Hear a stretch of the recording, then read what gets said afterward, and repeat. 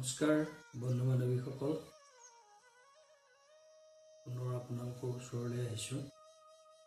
অতি শান্তি বিচাৰৰ যি প্ৰক্ৰিয়া অৱশেষত গৈ গুৰুজনাৰ কৰ্ণগোচৰ হ'ল। এই নদিয়াল আৰু তেওঁৰ ভাজ্যাৰ কথা গুৰুজনাই দুয়োকো মাতি আনিলে আৰু সতীৰ প্ৰমাণ তেওঁ পৰীক্ষা কৰি চালে। কাঁচি দেওঁতে মূৰমুখ জোঁৱাই দেখিল, এহি পাপ গুটি বাপ আমাৰ সিজিল। শংকৰে বুলন্ত আত কিছু সিদ্ধ নাই, কমিলো ইটো পাপ পানী আনা যায়। ভাত বাঢ়ি দিবৰ বাবে জামাই হাতত কাঁচিখন দিওঁতে মোৰ মূৰৰ উৰণিখন খহি পৰাত জামাই মোৰ মুখখন দেখা পালে। এইটোৱে মোৰ মহাপাপ হ'ল। তেতিয়া শংকৰ গুৰুজনাই ক'লে যে তুমি অপকতে স্বীকাৰ কৰা, ইয়াত কোনো সিদ্ধ নাই, ইয়াত কোনো দোষ নাই, মই তোমাক ক্ষমা কৰি দিলোঁ। অৰ্থাৎ এই পাপটো ক্ষমাৰ যোগ্য। গতিকে তুমি পুনৰ পানী ভৰাই আনাগৈ। হেন শুনি দুনাই শংকৰক সেৱা কৰি লৰি গলা লোহিত হাতে পলু ধৰি। শংকৰক স্মৰি জল ভৰিল পলুত, বাম হাতে ধৰিলন্ত পলুৰ তলত। গুৰুৰ আদেশ শিৰ পাতি লৈ ৰাধিকাই পুনৰ সেৱা জনাই লুইতৰ বুকুলৈ নামি গ'ল আৰু লগতে হাতত পলুটো লৈ লুইতৰ বুকুলৈ নামি গ'ল আৰু শংকৰ গোসাঁইক স্মৰণ কৰি পলত পানী ভৰালে। আগৰ দৰেই বাওঁ হাতে পলৰ তলত ধৰি পলত পানী ভৰাই আনিলে। ওপৰত তুলি ধৰি শীঘ্ৰে গৈল লয়া, শংকৰৰ আগে ৰৈল পলু নমাই থৈয়া। ব্ৰাহ্ম ভূঞা সমে সব লোকে আছে চাই, বিপ্ৰসকলৰ দেখি মুখে মাত নাই। বাওঁ হাতেৰে পলটো ওপৰলৈ তুলি শংকৰদেৱৰ ওচৰ ওলালগৈ আৰু পানীৰে পূৰ্ণ পলুটো তলত নমাই থলে, অৰ্থাৎ মাটিত নমাই থলে। 12 ভূঞাকে কৰি সকলোৱে চাই ৰল। এনে নোহোৱা নোপোজা বিস্ময়কৰ ঘটনা দেখি সকলো হতবাক হৈ ৰৈছিল।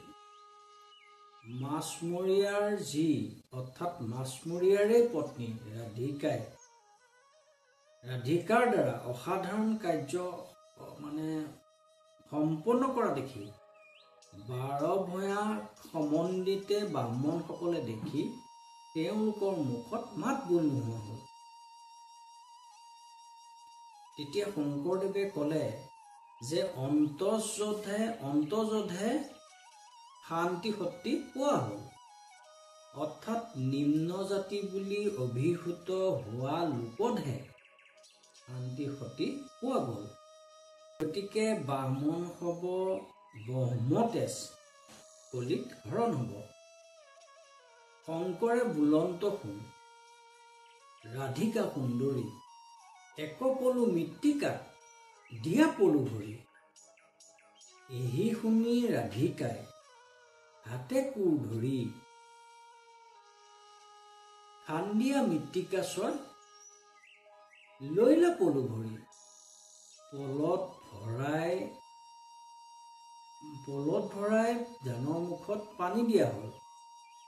শংকৰদেৱে আদেশ দিলে, বোলে শুনা ৰাধিকা সুন্দৰী, এতিয়া তুমি সেই পলটোতেই এপল মাটি কাটি আনি জানত দিয়া।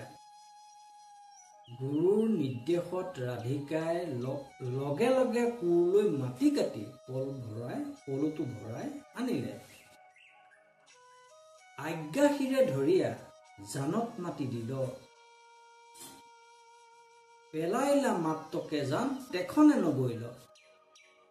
দেখি সৰ্ব লোকে জয় ধ্বনি কৰিলন্ত। সুবৰ্ণৰ দলুৱা যে শংকৰে দিলন্ত।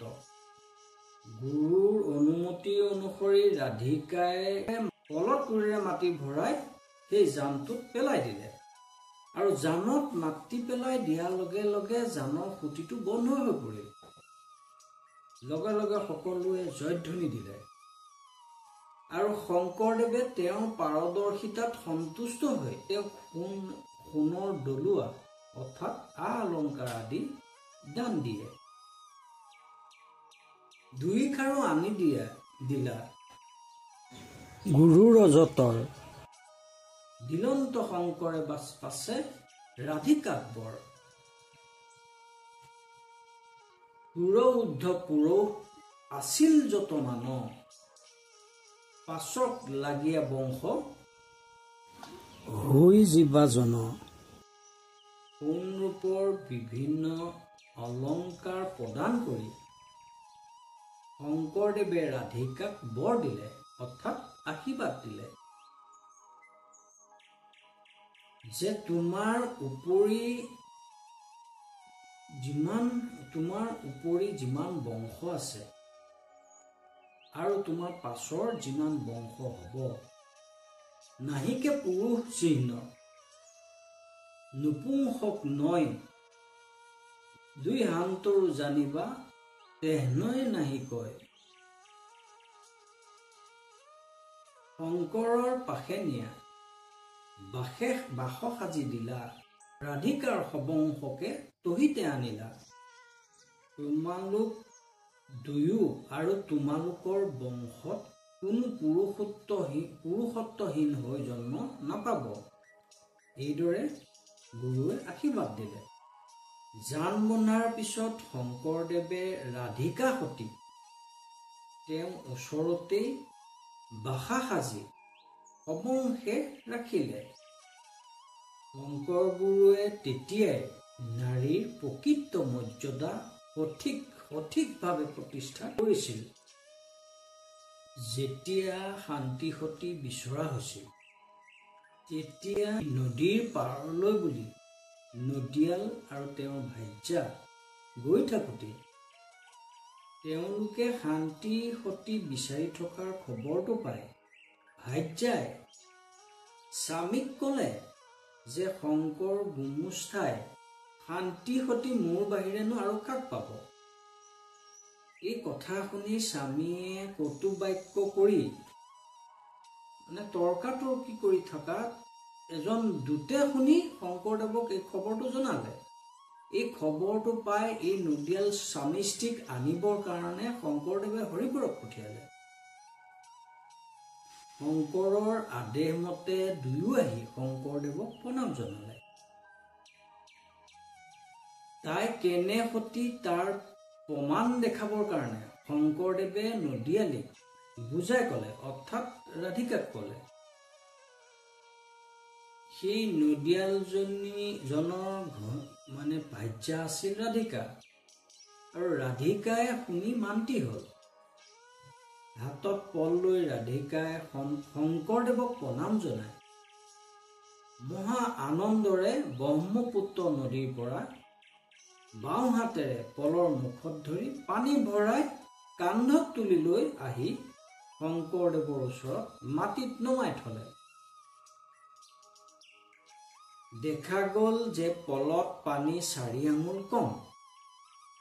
তেতিয়া শংকৰদেৱে ৰাধিকাক কি পাপ কৰিছিলা তাক সুধিলে। তেওঁ শংকৰদেৱক সেৱা জনাই ক'লে যে তেওঁ স্বামী ঘৰত নথকা সময়ত ভনী জোঁৱাইক অহাত ভাত ৰান্ধি ৰৈ আছিল। জোঁৱায়েকক ভাত দিবলৈ পাত কাটি দিয়াৰ মানুহ নাই।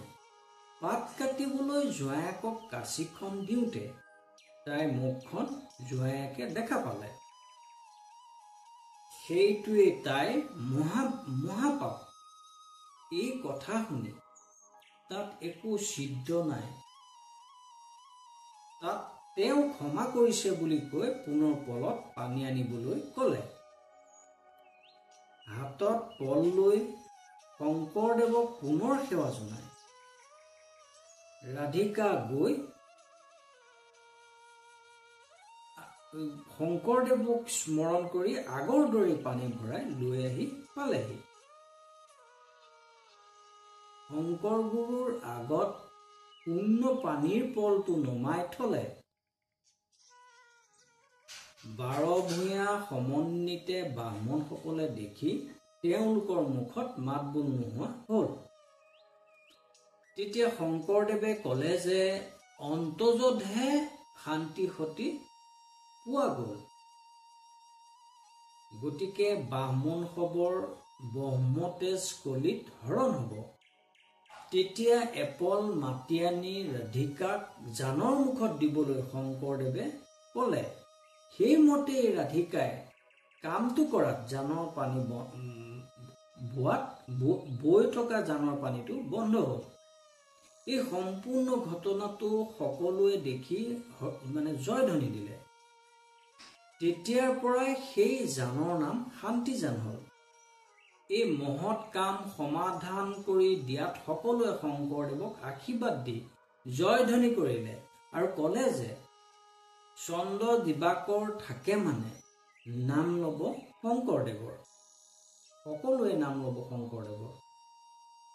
আৰু জান বন্ধাৰ পাছত শংকৰদেৱে ৰাধিকা সতীক তেওঁ ওচৰতে বাঁহ সাজি সবংশে ৰাখিলে। ইয়াৰ পৰৱৰ্তী পৰ্যায়ত মই পৰৱৰ্তী অংশখিনি আপোনালোকক কৈ যাম।